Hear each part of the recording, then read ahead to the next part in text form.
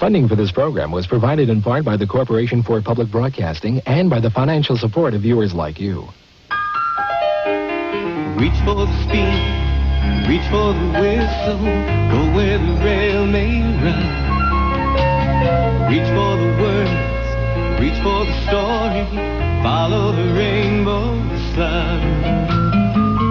To a shining time station, where dreams can come true, waiting there for you.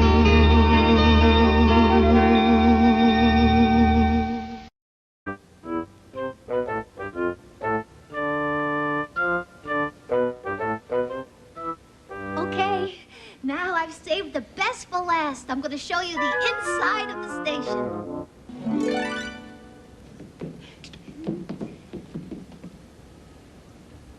Ta-da! This is it. Shining Time Station. What do you think?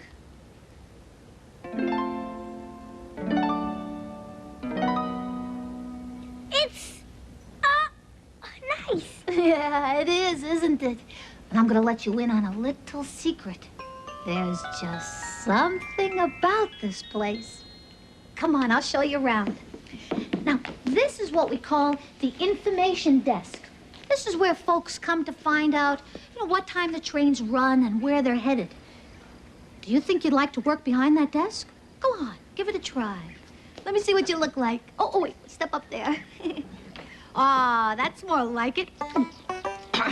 Excuse me, sir. Does the express train to Fort Farley stop at Cloggyville? I don't know, Aunt Stacy. Now you say yes. Yes. Oh, good. Then I'm going to have to buy a ticket. See, that's how it's done. In order to ride the train, you have to have a ticket, and this is where we sell them. Oh, excuse me, sir. May I please buy a one-way ticket to Cloggyville? Yes, you can. Okay, now you take a ticket from there. And you find the puncher. That's it. You punch at Cloggyville. Perfect. And then you stamp it. And, then I'd give you my money. Thank you, young man. It is a pleasure doing business with such an efficient railroad. What did you say the name of this railroad was? Shining Time Station on the Indian Valley Railroad. Oh, well, I'm going to have to remember only to travel on the Indian Valley Railroad. Next stop is the waiting area. Now, this is where the passengers can sit. And as they wait, they can read. Or they can stare at their feet. Or they can twiddle their thumbs. Well, how do you do that? Be thirsty. That's neat. I know a different trick. What happened to your thumb? It's right here. Oh, good, because you're going to need your thumbs when we go to the arcade. Look, Matt, there's music, there's games, and there's movies. Movies? Uh-huh. Here, just put some money in here, see? And turn that crank, and look in here.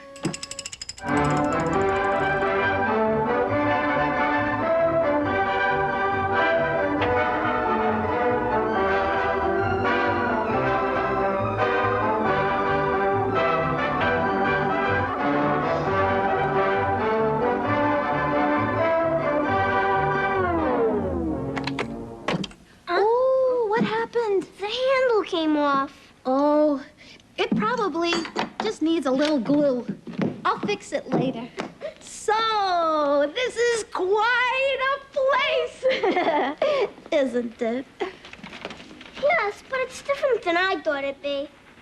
Oh, I bet I know what you want to ask me. Do trains ever stop here? Well, some do. Steam engines, diesel engines. Fire engines? Oh, Matt, come here. This is my plan.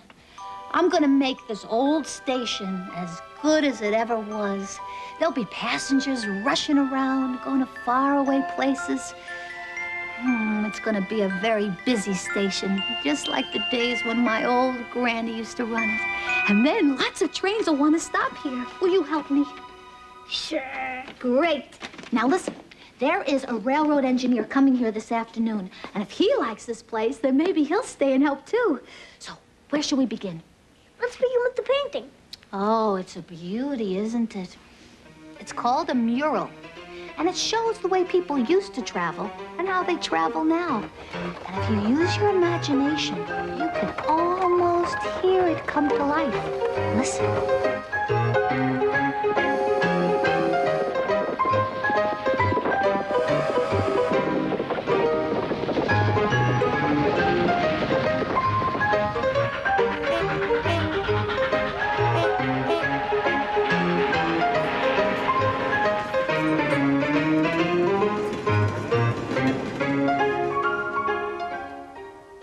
Okay, let's get started.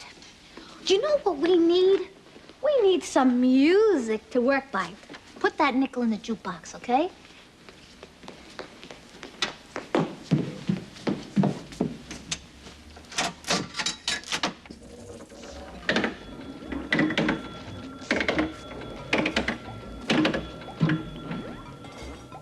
Somebody dropped the nickel into this here jukebox. We have to play the song. Well, I'm all set, Red. What should we play, Tex? What are those noises in there? Where's my song? Hey, there's like a kid looking in here. He can't see anyway, and he can't hear us unless we play a song. Let's play something totally fast. Let's just play something we know.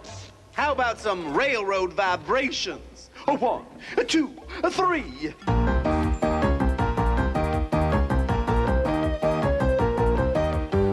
Oh, I've been working on the railroad all the livelong day. I've been working on the railroad just to pass the time away. Don't you hear the whistle blowing? Rise up so early in the morning. I did. Don't you hear the captain shouting? Dinah, blow your horn. Who's Dinah? Dinah, won't you blow? Dinah, won't you blow? Dinah, won't you blow your horn? She's a horn player. Dinah, won't you blow? Dinah, won't you blow? Dinah, won't you blow your horn? Someone's in the kitchen with Dinah. Someone's in the kitchen, I know. Ow! Someone's in the kitchen with Dinah, strumming on the old banjo, singing the fee-fi, fiddly-I-O, fee-fi, fiddly-I-O, fee-fi, fiddly-I-O, strumming on the old banjo. Oh, I've been working on the railroad. I've been working, yeah. I've been working on the railroad. I like it like Rise up so early in the morning. Oh, I'm gonna go get some clean water. Here, you missed a spot. It's the window over here. You did the others, so don't miss this one. That's a good lad. Can't do a job halfway. What's worth doing is worth doing well, I say.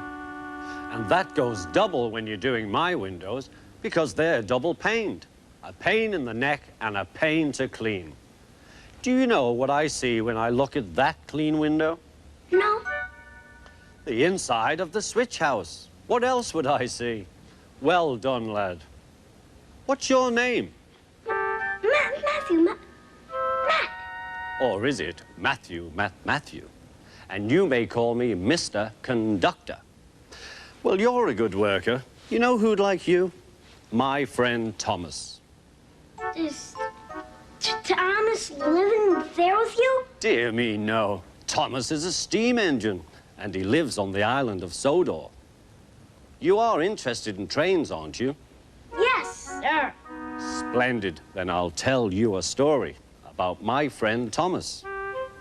You do like stories, don't you? Oh, yes.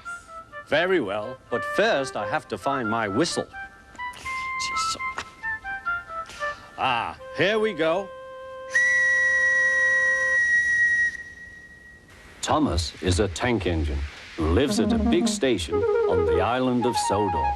He's a cheeky little engine with 6 small wheels, a short stumpy funnel, a short stumpy boiler, and a short stumpy dome.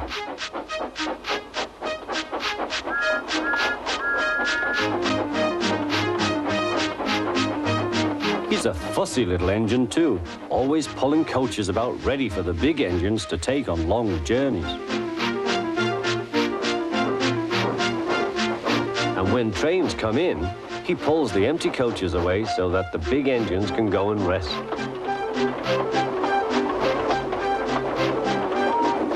Thomas thinks no engine works as hard as he does.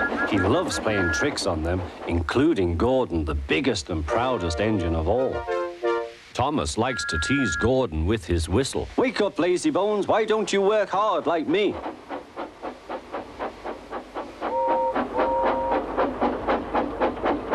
One day after pulling the big express, Gordon had arrived back at the sidings very tired.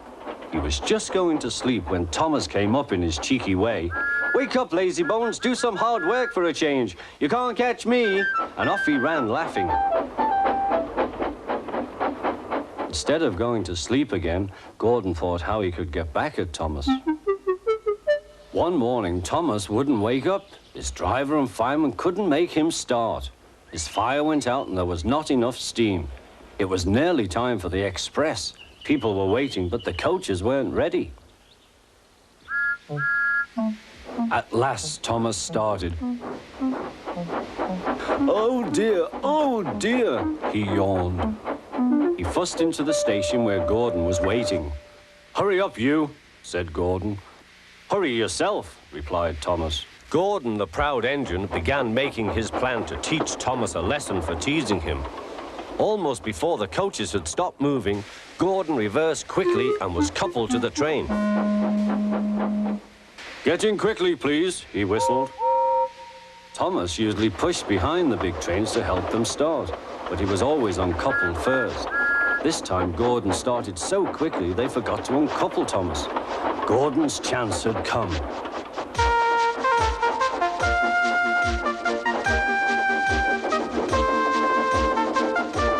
Come on, puffed Gordon to the coaches. The train went faster and faster, too fast for Thomas. He wanted to stop, but he couldn't. Peep, peep, stop, stop. Hurry, hurry, hurry, laughed Gordon. You can't get away, laughed the coaches.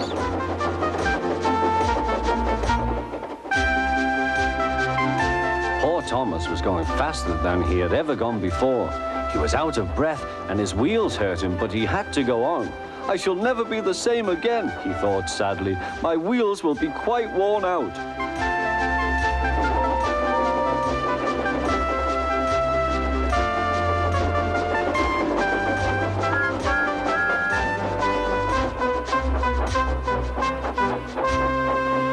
At last they stopped at a station.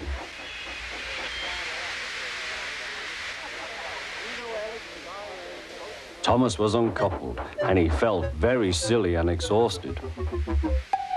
Next, he went on to a turntable, thinking of everyone laughing at him.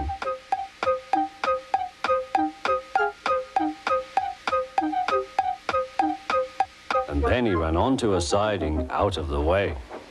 Well, little Thomas, chuckled Gordon, now you know what hard work means, don't you? Poor Thomas couldn't answer. He had no breath. He just puffed slowly away to rest and had a long, long drink. Maybe I don't have to tease Gordon to feel important, Thomas thought to himself, and he puffed slowly home. Thomas got a little carried away with himself. It can happen to the best of us. Whoops, I must be going. Goodbye, Matt. I'll speak to you soon. And don't forget those corners.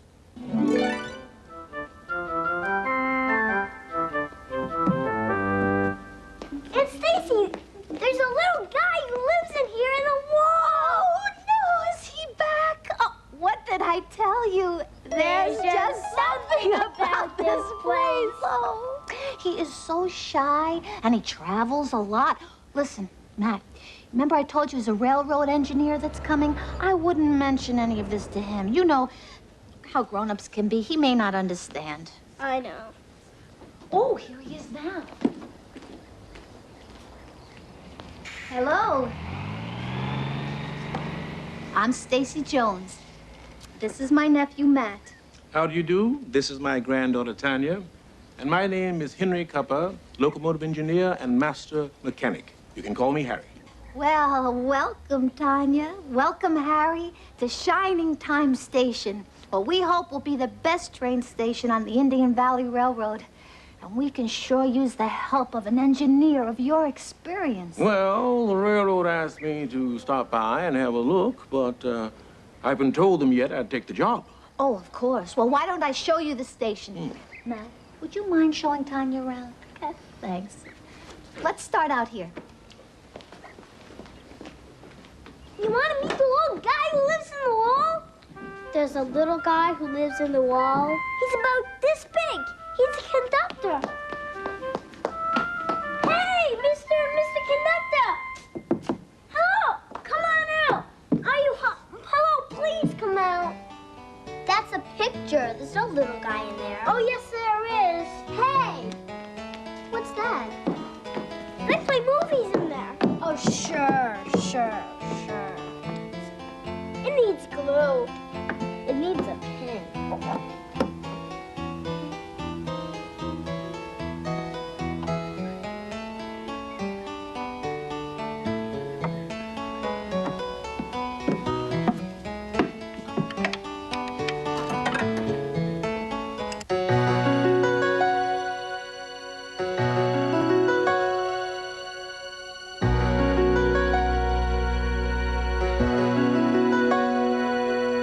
Whenever people tell you to stop where you are, it doesn't mean you're not still free. Stop where you are and see where you are is the only place you can be. So start where you are. Right before your eyes there's air. Take a magic breath. There, now you're filled with super fuel to go where you'll see, hear, smell things, weird things, swell things. Start where you are. Right before you stands your friend. Touch your fingers end to end. That connection starts the spark that lights the dark for someone who goes nowhere. You might go where you'll look into the corners where you never peek. All the corners of the world belong to you. Hiding's only half of playing hide and seek. Gotta go and look to find what's true.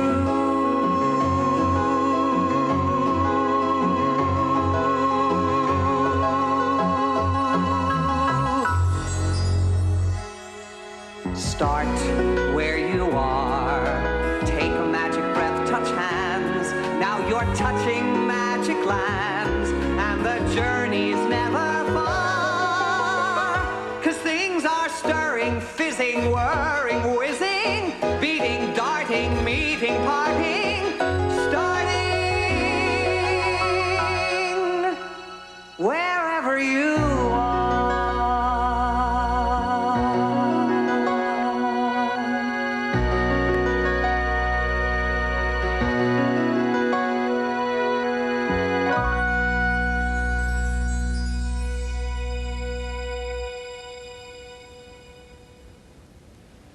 Wow, start where you are?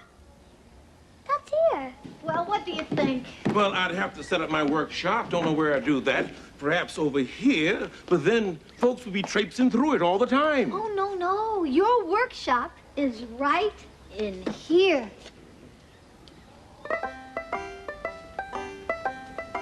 I've never had my own workshop before. I've always had to share.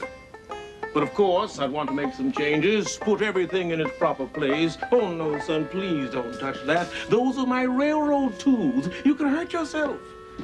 This could do nicely. Careful, son. When you're on the railroad, you have to watch what you're doing.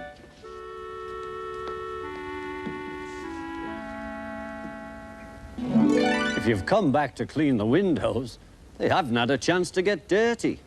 Where did you go before? Railroad work takes me everywhere, Matt. You don't spend a lot of time in one place. It's a traveling business. I was just off traveling with Edward. Who's Edward? You don't know Edward? Of course you don't know Edward. You didn't know Thomas. How could you know Edward? I'll tell you a story about Edward.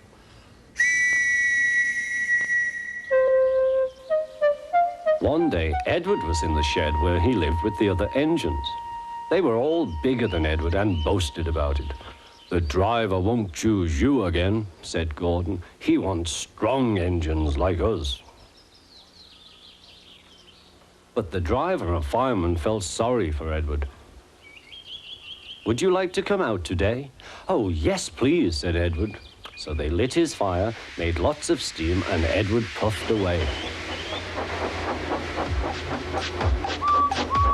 The other engines were very cross at being left behind.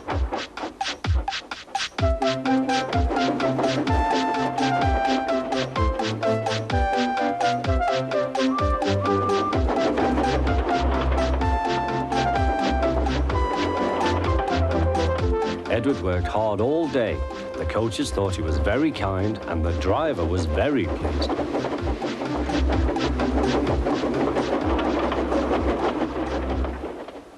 "I'm going out again tomorrow," Edward told the other engines that night. "What do you think of that?" But he didn't hear what they thought, for he was so tired and happy that he fell asleep at once. Next morning, Edward woke up to find nothing had changed. Gordon was still boasting. "You watch me, little Edward, as I rush through with the express. That will be a splendid sight for you. Goodbye, little Edward. Look out for me this afternoon."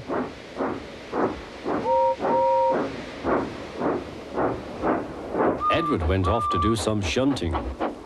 He liked shunting. It was fun playing with freight cars. He would come up quietly and give them a push. Then he would stop and the silly freight cars would go bump into each other. "Oh," they cried, "whatever is happening?"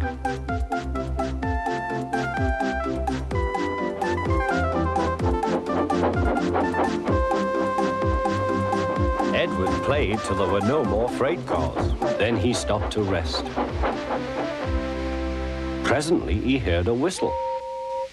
Gordon was very cross. Instead of nice shining coaches, he was pulling a very dirty freight train. "A freight train, a freight train, a freight train," he grumbled. "The shame of it, the shame of it, oh, the shame of it." Edward laughed and went to find some more freight cars. Then there was trouble. "Gordon can't get up the hill," the porter called to Edward's driver. "Will you take Edward and push him, please?" They found Gordon halfway up and very cross. His driver and fireman were talking to him severely. "You're not trying." "I can't do it," said Gordon. "The noisy freight cars hold an engine back so." Edward's driver came up.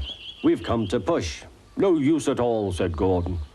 "You wait and see," replied Edward's driver. They brought the train back to the bottom of the hill.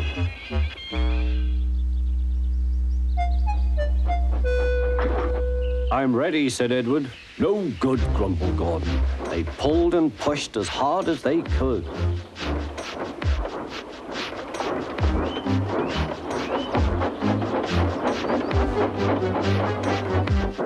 "I can't do it, I can't do it, I can't do it," puffed Gordon. "I will do it, I will do it, I will do it," puffed Edward. Edward pushed and puffed and puffed and pushed as hard as ever he could. And almost before he realized it, Gordon found himself at the top of the hill. "I've done it, I've done it, I've done it," he said proudly. he forgot all about kind Edward and didn't say thank you. Edward was left out of breath and far behind, but he was happy because he had been so helpful. At the next station, he found that the driver and fireman were very pleased with him. The fireman gave him a nice long drink, and the driver said, "I'll get out my paint tomorrow and give you a beautiful coat of blue with red stripes. Then you'll be the smartest engine in the shed." And the very next day, he did get a new coat of paint. You're good at small jobs, and you know what a big help that can be. Did they paint him blue? He's talking to the wall, isn't he? Oh. Is he all right? Sure, he's fine. Matt, oh, you know how kids are. Matt? Are you going to come and work at Shining Time Station? Well, Harry, I mean, Mr. Cupper hasn't made up his mind yet.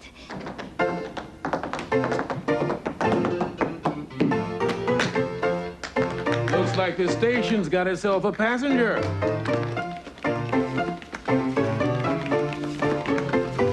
May I help you, sir? Yes, a one-way ticket to Leaping Log, Alabama, please. Strange sort of fella, isn't he?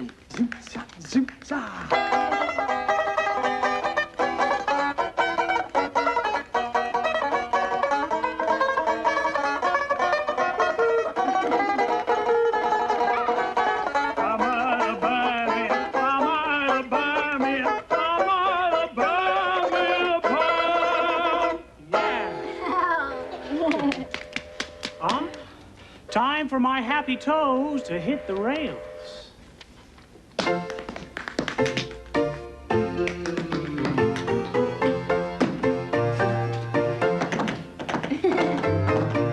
Well, I guess this isn't the kind of place you're used to. Nope, I'm used to things being a lot more serious. Oh, does that mean you don't like it here? No, it means it's time for a change. Tanya, would you like to visit me at Shining Time Station? Yes! Matt? Yes, Mr. Cupper? It's Harry. Would you please run and fetch me my toolbox? This station needs a little loving care. I want to get started as soon as possible. Ah, thank you, son. I think we're going to be friends. What made you decide to stay at Shining Time Station? It's hard to say exactly, but there's just something about this place.